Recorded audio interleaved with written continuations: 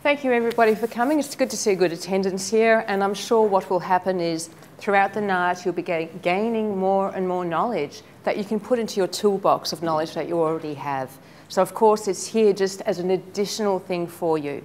Now some of you have noticed and some of you I've realised have already looked through, you've got a little box on your table. Now, if we get time, we'll explore and play with the contents of this box, but it could very well be that that might have to be something for another day, okay? But what we'd like to do then right now is everybody has introduced one another? Yes, good, okay, that's good. So that's the first thing. So, because part of all of this is, of course, cultivating and communicating relationships. And the way to do it is to go and communicate. Now, if you're someone who's very shy or hasn't got a very good positive self-concept, the very basic aspect of communication is going to be a problem. So when you are wanting to work with your team, getting them to share ideas, getting to talk about tactics, if someone is not going to be able to feel confident enough within themselves to contribute to that discussion, you don't have every man or every woman on that game, on that team in the game, basically. So what this is all about is going to talk to you about different ways of cultivating those relationships. So just having a quick look through, what I'd like to do is take you through this itinerary. First, we'll consider why positive self-concept is fundamental to high performance. Now, many of you are experienced coaches and you're probably sitting there saying, Paulette, I already know that, but let's just add a bit more information to what you already know. The next one is to introduce a tool which is called the VIA survey. Now, VIA stands for Values in Action, and it's a survey that's online that all of you can actually be able to use and be able to assist in the development of your and also your athlete's positive self-concept. And then, last but very much not least, to discuss how to use acknowledgement of human values in training and competition to assist with things like motivation, team unity, and resilience. And I'm sure that everybody here, as a coach, would agree that those three things are fundamental to good performance. Would anybody disagree? Okay. Okay, that's fine. And if you did, that's okay, because that would engage more discussion. So, here we go. Association between positive self-concept and performance. So, positive self-concept leads to a high level of self-efficacy, a belief in yourself. And whether it's the athlete wanting to perform, or whether it's the athlete actually having to manage an injury and actually get through their injury, self-efficacy, belief in oneself, belief in one's abilities, one's skills, or belief in one's rehabilitation are things which are very important to the success and, in fact, speed of recovery. So self-efficacy is important to build within your athlete. Positive self-concept, again, more likely to communicate concerns, accept critical feedback. Again, if you have athletes who you need to give feedback to and they are going to be defensive, it's less likely that they're going to take on that feedback. And I'm sure as I'm saying that, some of you might be recognising some athletes that you have that sometimes you find that they might be defensive with communication. So if they have, again, a good confidence, a positive self-concept about themselves, they're more likely to take on what you are saying. You're going to have a more coachable athlete. Okay. Better ability to concentrate. If someone is not always defensive and thinking, what if someone's going to think this bad of me or this bad or something else bad of me, that is going to distract their concentration. It's going to distract their concentration when they are training, worrying about what the coach might be thinking, worrying about how their performance is going. If they have that positive self-concept, that's less likely to occur. Better striving behaviours. We know that if someone is believing in themselves, they are going to be more motivational. They are going to actually put in more effort. So, you know, there's numerous studies that have actually looked at that. And I'm sure you have seen that also with your athletes, that when they are feeling good about themselves, they're going to be putting in more effort. Less depression as well, because they're going to be more resilient. Okay, so we won't get into that today, but also the higher motivation. Okay, so we've got these elements. Now, you're aware of those, and I know you're all aware of those things because over the years when I've been working with coaches, I see the types of techniques that you've been using to cultivate that positive environment with your athletes. And I see some really good work. And some of the most common work, but some of the traditional ways to improve the athlete's self-concept has been that positive reinforcement about skill or effort. You know, really encouraging the athlete. That's done really well. Use of imagery to see positive outcome so the athlete can actually see themselves performing well. You know, it's not necessarily just a dream as such, but they can start to, using their imagery, see an actuality of their training becoming reality. And setting realistic tasks to assist and encourage a sense of competence. Your goal setting. Making sure that the tasks that you set the athletes are going to be challenging, but within their goals, within their abilities. These are done. Now, what I want to do with the topic I'd like to talk about today is introduce something extra to all of this. And I'm hoping that with this new material, you can start to layer it in to the type of material you are already using. Okay, so, before I actually do that, I just actually want to say that although all of those things were happening, even when I'm working with athletes now, and I've got figure skating up here because I've just been doing some work with some figure skaters, but it's not just figure skating, it's all throughout the sports. And it's from grassroots to national and even international level. But one of the things that I have to find is I ask them to define themselves. And I ask them if they can tell me about their strengths. And quite often, the list of strengths is very minute. The list of weaknesses or things that they know they need to improve on is huge. And what I've identified with them is they define themselves by their weaknesses and not their strengths, or their strengths and acknowledging their weaknesses and being aware of that. Because this is not something to say, oh, don't look at your weaknesses. Not at all. You've got to look at the things you need to improve on. But what you also need to do is acknowledge the strengths you have. So you end up being able to define yourself, or to at least discuss yourself in this way. I am persistent and have good power that enables me to jump well. I can land my jumps well and am able to express myself in my competition routine. Isn't that a nice way of actually being able to think about yourself? And that person would say, oh, and I also need to work on something, something, and something. Okay, but that's a little bit different to the next one. As soon as the next one comes up, see, it doesn't even want to come up. There we go. I don't know. I guess I can use my blades well. I don't think I have power or flexibility. Okay. And that is even, the second one is an even better way of thinking about oneself than other people who say, oh, I don't know, I've got no strengths. And this is not uncommon. And this is one of the things, you know, I get worried about, because we have an environment, whether it's through school, whether it's through work, whether it's through our own sport environment, that we are so focused on wanting to improve the weaknesses in order to get better, that we forget about acknowledging the strengths. And as a result, we have athletes who define themselves by their weaknesses.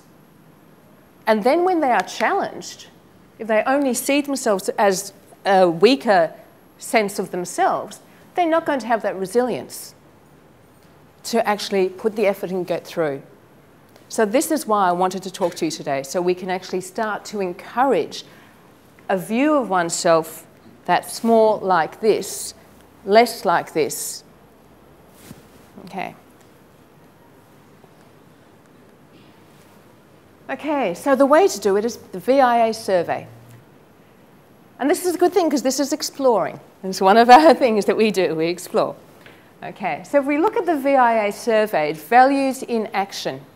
Okay, now this survey comes from a positive psychology framework, which was introduced but within the last decade. There's been a bit of a shift from psychology, from looking at depression, from anxiety and all of those things, to looking at the human strengths that we can actually impart when we are just talking to one another.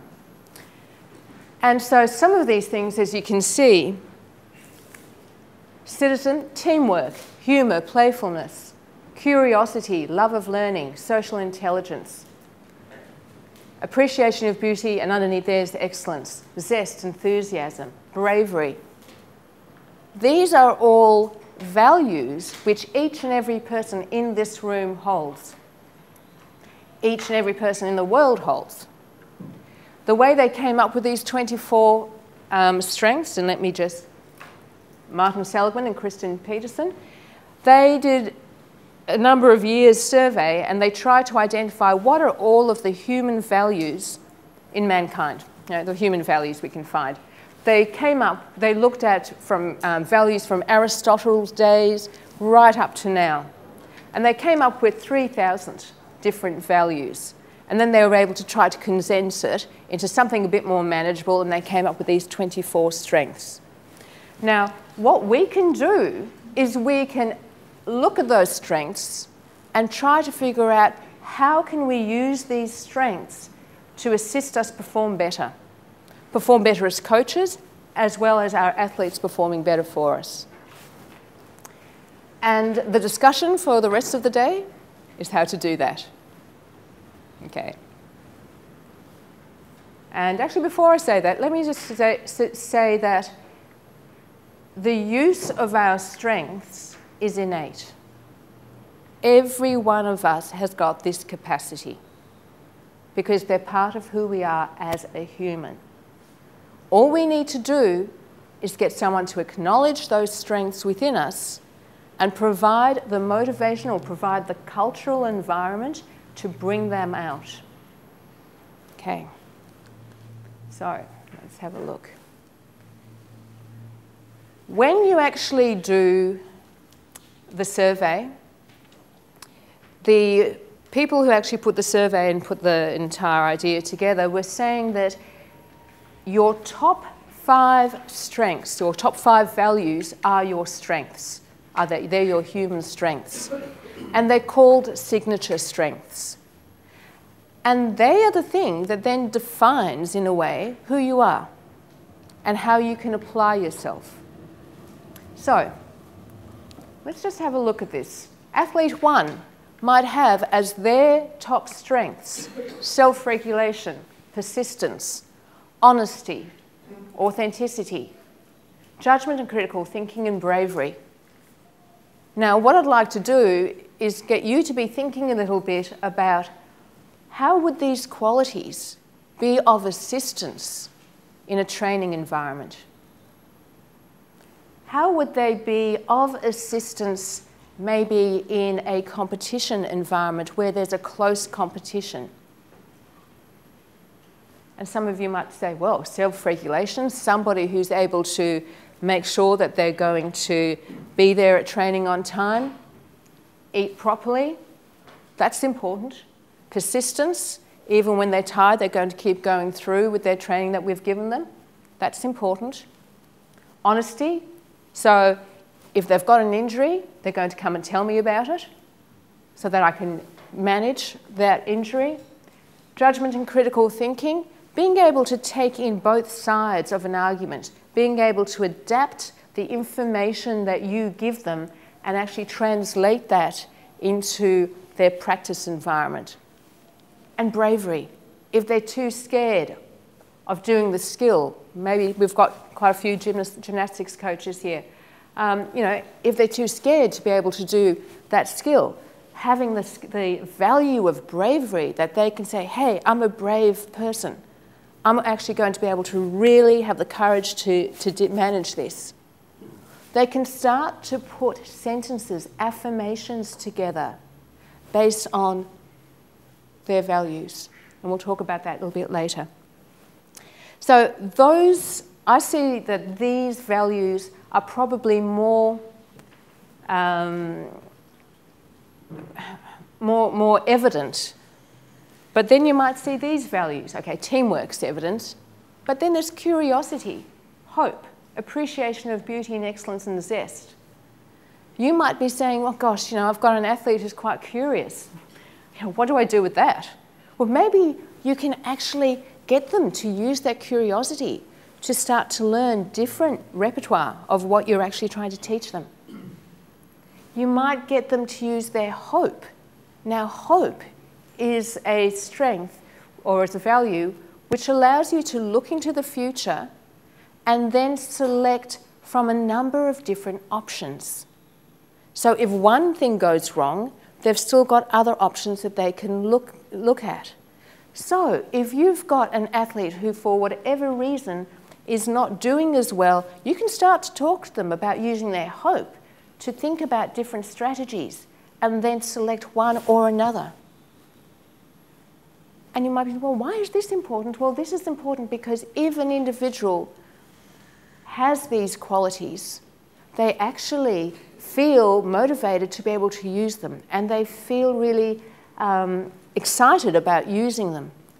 So more than likely, you are going to get your athletes actually working for you if you actually can get them to recognize these qualities in themselves and how these qualities can help them in their sport. Okay. So let's have a quick look at the acknowledgement and use of signature strengths. Okay. What use are they? They increase well-being. If you get your athletes to use these strengths, there's going to be a better sense of self, a better sense of well-being. It's going to foster intrinsic motivation. They feel a sense of drive and engagement when displaying their strength. So if someone was actually let me just select any strength. So, well, that's an example, leadership. There you go. I was talking to an athlete the other day who was doing this with me, and they decided that one of the things they looked at was leadership, and teamwork was two of their top ones. And they said, oh, you know, when I actually train, I don't have much involvement. I don't really have a say as much. Maybe I actually need to actually go and act in a way which is going to allow me to actually release some of that leadership potential that I have. They started doing this over the last couple of weeks. They came back, I just saw them this week, and they said, oh, can't believe it. I'm so motivated at training. I've got what I'm wanting. I'm actually getting interactions, I'm actually feeling acknowledged, and I'm feeling a sense of self-worth for being able to pass on some of my knowledge and helping others. Okay, so that was just this week.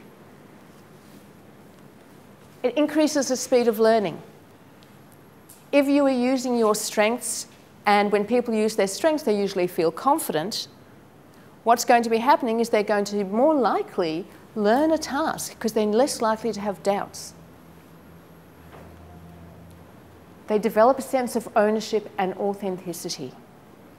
Once they get a sense of who they are by these values, it's like, this is the real me. This is who I am. This is what I can bring to the training environment.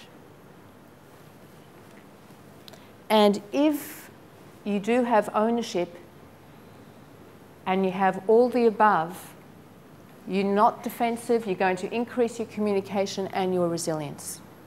So is this making sense to everyone? I'm seeing nods and sort of like penny drops as I'm talking, which is really good. But I'm hoping what you're doing as I'm going through this is you start to think, okay, which athletes might have some of these qualities that were up there? So let's go a bit more. Drill down a bit further. Okay. As coaches, how can you help your athletes by creating and clarifying a positive self-image? How can you use these things? If you know who you are and have clarity over your values, you are most likely going to act according to those values.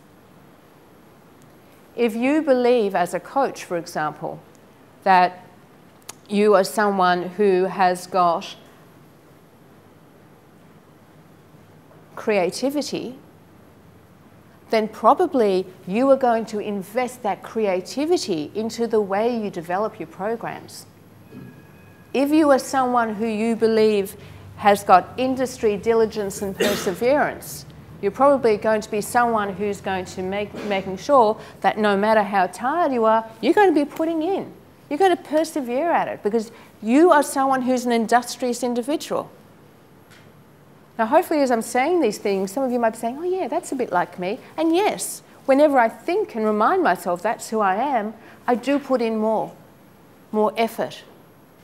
But it's actually sometimes not even a matter of putting in more effort because you feel joyous about actually doing that because it's who you are. You are being true to yourself as an individual. Okay. So, coaches can help athletes develop value clarity by acknowledging their positive behaviours. So when can you do this? At training. Okay.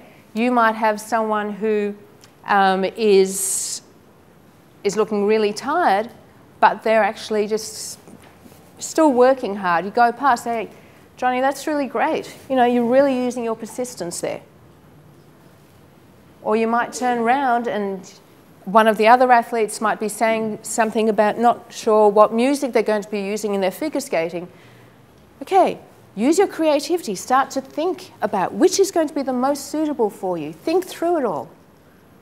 So what we're doing is we're starting to get the person to get a sense of who they are and using that to help them. How many of your athletes have been tense? Okay. Someone who has a sense of humour might be able to use that humour to actually mitigate the stress. So reminding them about that humour. Or if they do actually make someone laugh and reduce some of the stress, they go, oh, great humour.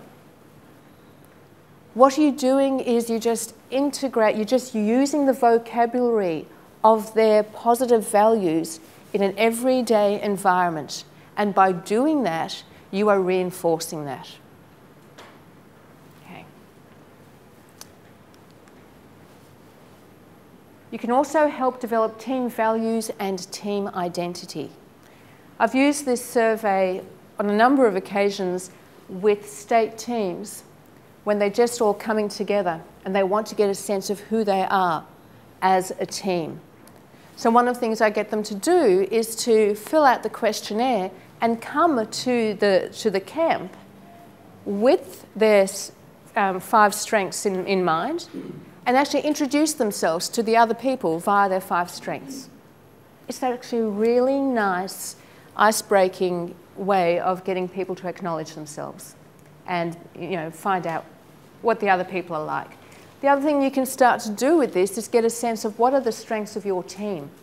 Have you got a team who is really good on love of learning, of being loved, of curiosity, but very rarely do you have within that team people whose strengths are self-regulation and persistence.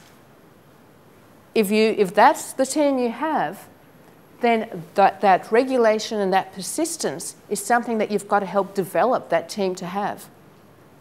And what you might do, if you have, say, 6 or 7 in that squad or 20 in the team, there might be 2 or 3 who actually have that strength of resilience, or that strength of persistence. And you get them to demonstrate it as much as possible so that way of thinking can flow throughout the team. So these are some other ways, and we can go further into that. But I just want to keep going because today is an introduction so that you hopefully will start to think about this a bit more and then come up and say, well, how do we actually use this? Because there's so many different ways you can use this in. Help create a motivational environment.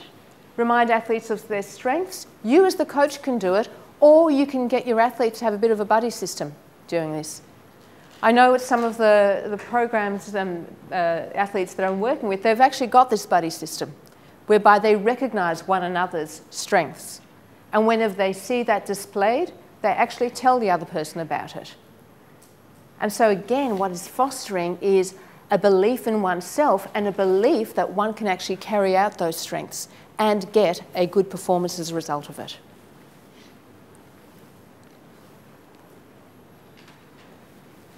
Incorporate use of strengths in daily training programs, setting goals. So it could be that you have got a team that may not necessarily be communicating well together.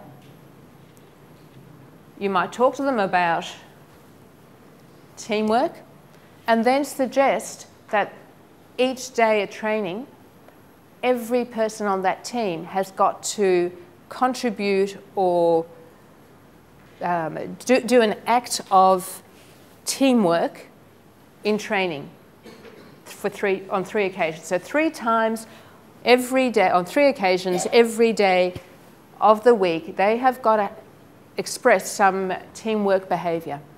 So it could be that it's like what I did before for you, but you didn't realise, Simon. I went and actually got you the water next to you. That was doing a bit of teamwork, just in case he needed it. So that might have been my one day of one of my 3 teamwork behaviours for today. These are ways that you can then start to have practical information, which you can get data on if you wanted to. How many athletes have actually this week done their, if you train 5 times a week, 3 times 5 is 15, 15 acts of teamwork? How many of you have actually, if it's bravery you're after, how many of you have actually conducted, sort of 3 acts or 2 acts of bravery for this session? So you can see how you can start to use all of these values to actually assist you.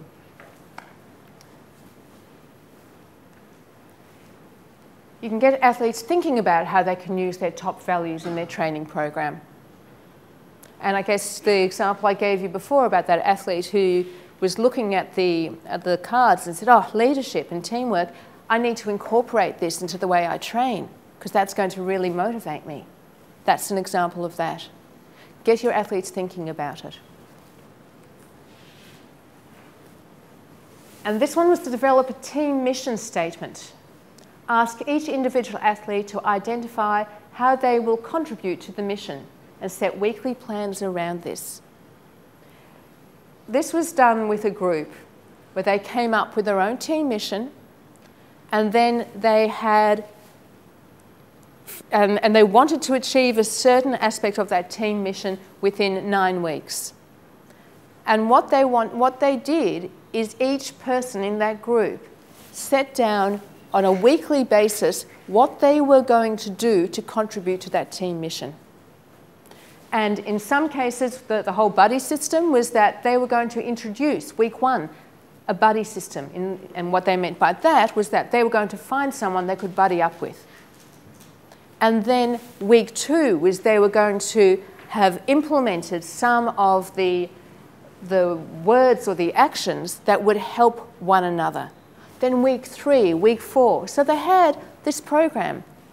And we're still in the middle of it. And there's a real difference with this group of people as they're actually doing that. They've got a certain sense of connection and support. And as we'll talk later, connection and support are 2 of the factors that you need to have a resilient athlete. Okay, develop resilience. There you go. Okay. So, as you know, resilience is the ability to meet adversity and grow and move on. So it's that bounce back ability. So once again, these things can help with resilience. And how can they do that? They can help you have a good self-image as an enabler, not as a victim. Not as someone, or who say, oh, everything's wrong with what I do. Oh, I can never get this. That's more of a victim mentality. What we're trying to produce is someone who's going to be enabling and someone who's going to be flourishing. And the way we do it is through starting to develop that good self-image as well. So, resilience, you need to have good self-image. High self-efficacy also allows you to be more resilient. And we spoke about that before, that the positive values help you with that high self-efficacy. The ability to make plans, that's another thing for resilience. So I mentioned before hope. Hope is one of those values that enable you to actually look at different alternatives. Creativity is another value which allows you to look at different options. Communication skill. Again, all of these values we said were making the person feel a lot better about themselves, less defensive, and therefore more able to communicate. And ability to manage impulses. Now, we said one of these cards here had self-regulation. Now, as a coach, you might want to actually start to talk about self-regulation and then do one of those exercises to see how many people today have done at least one self-regulation exercise. So what you're doing is you're actually building and encouraging, one, an awareness of self-regulation as a value, and secondly, what you're doing is you're actually starting to incorporate them in all of these values as part of a natural way of being. Okay, and as an option. Okay, so what I was saying with this, therefore, is acknowledgement of those positive values will lead to these things, which leads to resilience. Okay. So, I'm going to have a bit of an overview for a moment, because then I'm going to get you to do a task. That's why I haven't been asking you questions or getting you involved in a discussion as yet. So, VIA survey provides coaches and athletes with words to describe their values. This assists clarify and consolidate their self-concept. People usually act consistently with the values that they hold. And for you as coaches, part of the idea is to discuss and demonstrate how various strengths contribute to optimal training and performance, and encourage them to use their strengths to better manage sport and life's challenges. Okay, so this is part of where you step in now. This is what you do. You start to take all of this information and start to work with it. What I'd like to do, given that we do have about 10 minutes or so for an activity before it's over to you to ask questions, I think what we can do is, if somebody on your table can just open the cards in front of you, and what I'd like you to do is just to have a look at the cards themselves to see what the values are.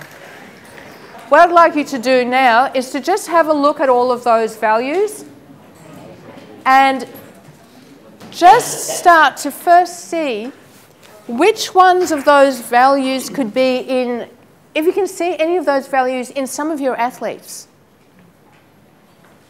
And then the next thing I'm going to ask you to do is to start to have a discussion amongst yourself about how each of those values can contribute to a training environment or contribute to some aspect of competition. Okay? And then we'll get maybe not all tables, but maybe some of the tables just to tell us what you've actually come up with. Okay? Go ahead, enjoy, explore, and I'll walk around. Okay, so in moving around the tables and just overhearing really interesting discussions, and what I'd like the opportunity now is for you to be able to just contribute a little bit to the rest of the group, as in what you felt might have been either one or two really useful values and how you felt they would pan out in training a competition, or if you discuss something completely different and you thought that was whatever else you discussed was valuable, just bring that to the group. So can we start with this group here, since you're right here? Yeah? And we can just go round that way. And you can be in the middle last, okay? Well, I think it's hard. I mean, we should talk about the difference between individual athletes okay. compared with teams. Yes. Now, with a sense of team, you've got your teammates to fall back on. So yes. with an individual athlete, it's so much more, well, it almost seems more to have these goals, the clarity of goals, that much more entrenched. But yes. It doesn't mean to say with a team you don't focus on the goals as well. Exactly. Nice, nice. Okay, so and that's actually a good distinction, because when you do have your team goals, it is what are, how does the team define itself, and does it define itself as somebody who's constantly striving? Does it define itself as a team that has a lot of persistence, a lot of hope? And when you've got a whole team starting to recognise some of these good qualities in themselves, that's when they really start to feel good about everything that's happening and more resilient. So nice distinction. Thank you. Next group. Just be a couple of minutes for each group, because we do finish at 8 and we do have another speaker way back there. I picked Love of Learning. Okay. I coach characters, and we coach 30 kids, and they're invited to beginners and intermediate. And we found that, we found that especially the beginners and the intermediate kids, when we're teaching an advanced technique the first time, their eyes pop up. Their eyes light up, and they want to try up and try. They'll understand cultivating. Yes. So that's in training. Yes. And in competition, obviously they're being good coaching as well. So whoever they're playing, you can see that they want to learn and be tactic against a certain player. Yes. So, yeah. Excellent, thank you. That is good. Yeah, so I mean that love of learning goes throughout training, competition, life in general. Yeah, excellent. Thank you. Next group. I won't be making too many comments, because I'm interested to hear what you've got to say, and we don't have too much more time. Next group.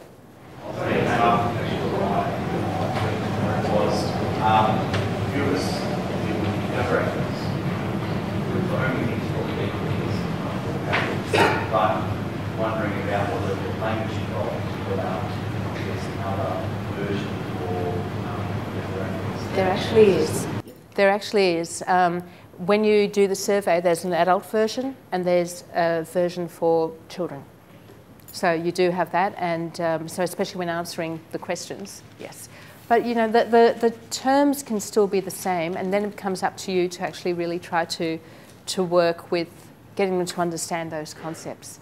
But yeah, good question. Excellent. And for children, it is very, very important, because they're just forming, their self-concepts just forming. And this is a way to actually just help them with it. Nice comment. Group, your group? Yes. Yes. We were just looking at really what we saw, I think, as what we saw in the groups that we deal with, and actually probably what we might prioritise as well, in terms of, I was saying, brokering and validating some of the athletes that I work with, what I'd love to see. Also, what you might, what you would, that's right. Okay, nice. And that's the other way of looking at this. You've got their strengths, then the areas that you want to be able to work towards. Good, okay. Table up the back. This is this quiet table whenever I'm around. Well, I think one of the things we spoke about is, or a couple of things, was that, there are the pros and cons of some values of how you can use them in a positive sense or a negative sense. That, having all the cards on the table at once is a speaking point, which is kind of outside of yourself, so it's easier to kind of shuffle them around. Yes, excellent. That's good. And that's true, and that's what the whole thing is, giving you the vocabulary to actually work with that, and because it's there, it distances. Nice. Okay. Next group, please. Oh, actually, can I make one more comment with that? Sorry, you talk about the strengths, and sometimes the strengths we our strengths we can actually overuse and they can become a weakness as well. So always remember that, so that it could be that the person who's brave, that's really good, but too much bravery might end up in ultimate risk-taking, as in too extreme risk-taking. You know, so be aware that one's strengths can always flip on you. Okay, next group, please. Your group. Yep. I guess what we kind of looked at was working with the group, but when they compete, they're individual. So I guess some of the struggles and the positives of dealing, like coaching a group or working with a number of athletes, but you know, also having to cater for their specific needs as well. Because when they compete, they're by themselves. They're not with other teammates. They're not relying on anyone else. So just looking at, you know, judgment, critical thinking, teamwork, but also love of learning as well. Sort of everyone to support each other, because without the rest of their teammates, it's themselves. So they do rely on each other. Yes. To train and work hard, push each other. Excellent. And that means that, yeah, what you're saying is that there might be some, but so if they're on their own, they have to bring out whatever they can from themselves or seek it from someone else to actually be able to get it from themselves later. Good. Okay, thank you. The second last table. So we were just starting to use that conversation around adolescence and their understanding of the value system that their values will be manifesting interactions, where they really understand what their values are. Okay. Oh, well, I'll let you keep doing that in a minute. But it's a good one. It's a good one to have with the adolescents and the children and adolescents, definitely. Great. And the last table in the middle, please. We also chatted about the individual coaching and the team coaching. We also felt that these cards reflected perhaps philosophies and approaches of most coaches. So we're trying to one other, a couple of words like trust, respect and praise. They were three sort of words that were not on those cards.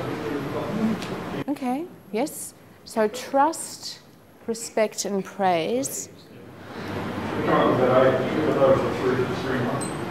And, well, that's good. They might be subsumed somewhere in one of the other categories.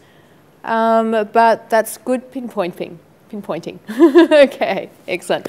Okay, well, we'll leave that at that. So look, I really appreciate all of your input with all of that, and hopefully what it's done is it's actually started to get you thinking about the use of these types of values to be able to develop your athlete's positive self-concept so that you can create a more motivational environment, you know, more resilience and better communication. And for those of you who do want to do the survey, I actually didn't put it up on the overhead.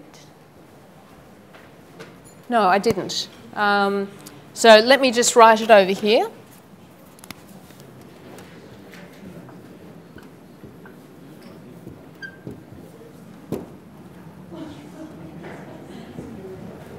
viame.org.